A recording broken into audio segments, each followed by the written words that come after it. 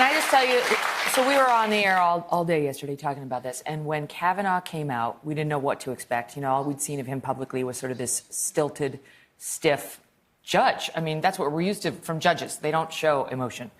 And didn't know what to expect. And when he launched into that opening statement, which was not the prepared opening statement, he had rewritten it himself to express how he was actually feeling. All of us, all of the NBC talent, we were standing. We got up from the anchor desk. We were all standing, each in front of a monitor. You know, underneath the cameras, there are monitors, just watching, stunned. I've never seen anything like that in all my love and life. And it was extremely powerful. And just at the moment when you thought nothing could be more powerful than Christine Ford, he came out, and then Lindsey Graham came out. And probably changed the balance, because it sounds like Kavanaugh's in a much better position right now than he was 24 hours ago. Well, it's worth pointing out the arc of his opening statement, right? He comes out and it's this personal moment, and he cries and he talks about his daughter, and you can't help but be touched by that moment. His daughter is upset for her family and for this woman, as he refers to her, and you feel for the guy. You can't help but feel for the guy. And then suddenly it swings to, and this was all orchestrated by the Clintons. Right. It just was a pivot that didn't make sense to me, and I think undermined the powerful moment that he had to top it off. It was just so jaw-dropping to watch that all play out. And I know when our viewers at home watch, they can't hear the audience's reaction to the spot that was just played with Peter Alexander. And after the president came out and tweeted, everybody here laughed, because it was almost like that's exactly what was expected. And for me, I felt like we went into it, we had these extraordinarily powerful moments, an opportunity to get deeper, to get somewhere. But at the end of all of it, there's that tweet from the president. We were back to square one, where we thought we would be, or where we were when we went into it all. And that's why I think people here were laughing. We had a chance to get someplace, and then you had senators asking him about references in his high school yearbook to flatulence. I mean, literally, that is what happened yesterday at the Supreme Court. With all due respect, boffing's not flatulence. Look it up. Well, that's so say you. Yeah. But his explanation was very different. I understand. They also wanted to. But growing up in our generation at that time, I defy you to find someone who will honestly tell you that boffing is not that. If we want to raise the question of whether he should have been asked about that yearbook reference, fair enough. But he was asked about something, and from what boffing and the Devil's Triangle, not what he said it was. That I don't know that we know that. I mean, his explanation is that Devil's Triangle was a drinking game equivalent to quarters. I wasn't at Georgetown Prep, and I don't know. I've never heard those terms before. It wasn't just Georgetown Prep where those terms were used. Go ahead, Noah. Yeah, I don't know if this is the precedent that we want to establish moving forward to confirm Supreme Court judges. One of the things that we hear is this is just a job interview, right? It's just a job interview. The stakes are only that this guy gets a Supreme Court justice, not, he goes back to being on the D.C. court. That's inoperative anymore. This is the guy's life. His judgeship is in the balance. He's going to be facing disbarment. He's going to be facing impeachment calls. He's going to be facing calls and efforts to get criminal charges against him. His family, his two daughters, his wife are going to be facing political exile, perhaps ruin. So this is no longer about this court. This is about society broadly. What kind of society do we want to live in? The kind of pain that we saw exhibited by Dr. Blasey Ford was real, and it deserves to be honored. And it deserves justice, and so, too, does the judge. Mm-hmm.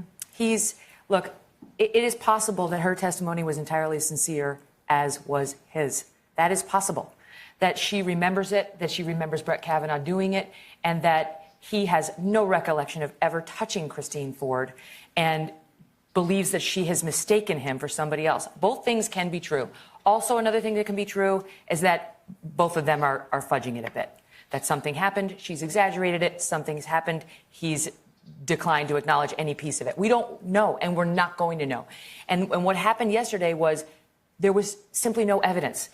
No one could corroborate her story, and the witness she continued to point to, her friend who was supposed to be there, her female friend, Leland Kaiser, issued a statement saying, we were never at a party together with Brett Kavanaugh, I'm sorry. And when she was cross-examined on that, Christine Ford said, well, Leland Kaiser, she's ill, and so we're going to have to leave it at that. But then when the Republicans say, well, all the clamoring for Mark Judge, who's the friend of Brett Kavanaugh, he's apparently ill, too. He's issued a statement today saying he has had a major substance abuse problem. He's recovered from cancer. He's got severe depression and anxiety. He's a civilian, and he's issued a statement now under oath saying, I've never seen Brett behave in this way, and I don't recall this incident at all, and that's not good enough. So it sort of makes sense that Judge Kavanaugh would sort of try to undermine his friend's credibility here because he's a bad witness. He's got some character issues. I think one thing we've established is Mark Judge should not be on the Supreme Court. Yeah, he's never going to confirm to anything. No. But it doesn't make any sense that Dr. Blasey Ford would attack the credibility of her friend Leland Kaiser because she said, I believe her. I believe my friend. I can't corroborate her claims. I wasn't there. I don't know what she's talking about. But I believe she's telling the truth. And then Dr. Blasey Ford says, well, she's got her own problems, and we can't really trust her. That, to me, didn't make a whole lot of sense. But she said that because Leland Kaiser said, I've never, ever been at a party with Blasey Ford and Brett Kavanaugh. I believe you. If anything became clear yesterday, it was that this process was a mess, and you shouldn't have a trial or a show trial at a venue that's not a court of law. And the only good thing, literally the only good thing that I can see coming out of this is that Dr. Ford becomes an American hero. Yesterday, RAINN, the Rape and Incest Survivors Network, had a 147% increase in people calling to tell their stories yesterday because they felt empowered by Dr. Ford stepping up. And to me, that's the one silver lining of all of this yesterday. Otherwise, it was just terribly, terribly disappointing for all of us. I mean, of course, that's a good thing that more survivors are calling in to RAINN. And to the extent any woman coming forward with her testimonial encourages another to come forward, it's good.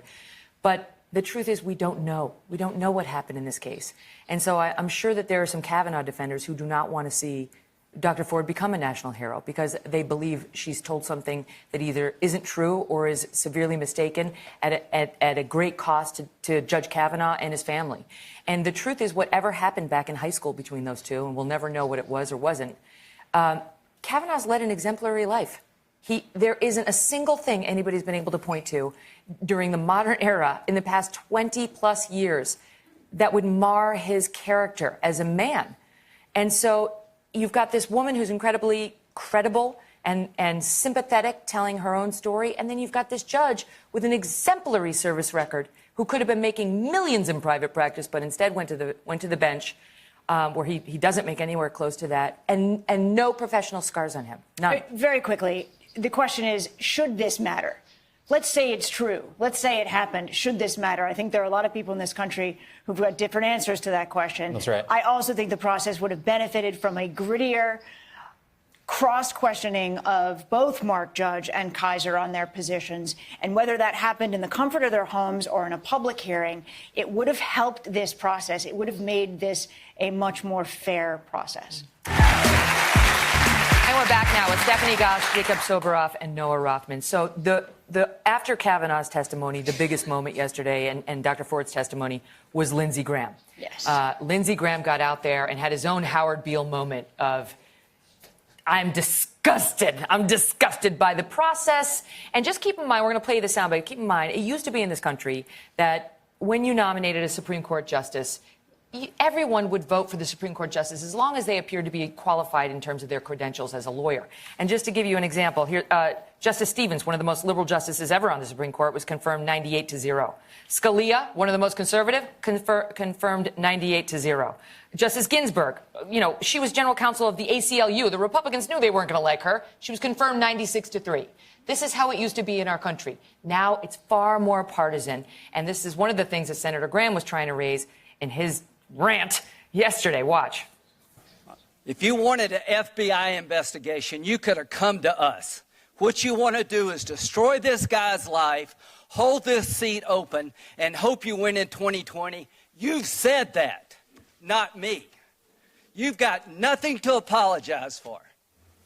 When you see Sotomayor and Kagan, tell them that Lindsey said hello, because I voted for them. I would never do to them what you've done to this guy. This is the most unethical sham since I've been in politics. And if you really wanted to know the truth, you sure as hell wouldn't have done what you've done to this guy. And now a lot of Republicans are calling that the speech of his life. And people are clapping here, and I understand why you're clapping. And you, quite frankly, you could be clapping regardless of your political stripes, because what Lindsey Graham is talking about is this politicized process and how awful it is. But here's my question for him. When he says, to my Republican colleagues, if you vote no, you're legitimizing the most despicable thing that I have seen in my time in politics. But what if that vote no is instead, I believe her? What if that vote no is, actually, it wasn't fair to her either, and this process didn't work, and we need to look at it again? And that is why it is fine to be upset about the politics, but Lindsey Graham, does it matter? Does what she is alleging matter? Do we need to get to the bottom of it? He feels they did. His point, he made the point repeatedly yesterday, there is no proof. And with all due respect to Dr. Ford, it's been 36 years. She has major gaps in her memory, and I'm not prepared to ruin a man's chances on the Supreme Court based on that. What I don't get, just watch from the outside, is how can you say there is no proof? You had a chance for an FBI investigation, and we would have done an FBI investigation, and today there's no proof. If you were open to the FBI investigation then, and you're close to it now, how can you so definitively say there is no proof? Can I tell you, I thought his answer on why shouldn't there be an FBI investigation, or do you support one, was one of his weakest answers. And if I had been Judge Kavanaugh and somebody had said to me, won't you call for an FBI investigation? I would have said, you know what, Senator? No, I won't. I would have been in favor of it 10 days ago or 30 days ago. But you have gone out there publicly and said I'm evil. You have gone out there publicly and said I'm a liar and you believe her. So I don't believe you have an earnest desire to search for the truth. I believe what you want is delay. And do I want another 10, 6, 2, 20 days of you guys attacking me and looking for more women to accuse me of outrageous things only to have some of the allegations retracted within days? No, I don't want that. But that's fine, Megyn. But you can't say that and then say, but and by the way, I really care about what she's alleging. Because you can say, my punishment for you now because of the way you guys handled this is we're going to ram this through regardless, and it doesn't matter about this allegation and whether it's played out fairly. What he said was the FBI's investigation is going to be inconclusive. They're going to present you with what he said, she said, and I said, and then it's up to you to decide. And we really have to dwell, frankly, briefly on what I think is very real anger on the part of Lindsey Graham and on the part of people like Ben Sasse, who share the same sentiments, and they have very differing views on Donald Trump. Yeah. This episode has united two very fractious elements of the Republican coalition who were otherwise really at odds over the course of the last 18, 20 months. And so I got to go, but do you think today, does it get a yes vote out of committee, and does he get confirmed? I can't tell you if it gets a yes vote out of committee, but if it does, I think he gets confirmed. What do you guys think? I don't know. I mean, again, this is so politically partisan at this point. But if you had to make a prediction. Yeah, I think that it does. And I don't know that he'll get confirmed once it gets to Lisa Murkowski and Susan Collins. The Republicans can only lose, is it 1 or 2? I thought it was 1. And then I heard somebody this morning say it's 2. They have 51-49. If they lose 1, it's 50-50, and Vice President Pence breaks the tie. I guess it's 2 if they get a Democrat, if they get somebody like Joe Manchin of West Virginia to come over to their side. It is also but anyway, Friday. The numbers are tight. It is also Friday. And in our world right now, to get to Tuesday, it might as well be an eternity. Because today's the committee vote. Today's the committee vote, but the full Senate doesn't vote until next week, and anything can happen over the weekend. You guys, thank you all very much. Listen, I want to mention quickly, Jacob is going to co-host this weekend's Global Citizen Festival. Some big performances are going to be there. Janet Jackson, Shawn Mendes, John Legend, many more. That's very cool. You can watch it beginning tomorrow, 3 p.m. Eastern on MSNBC. We're going to be right back.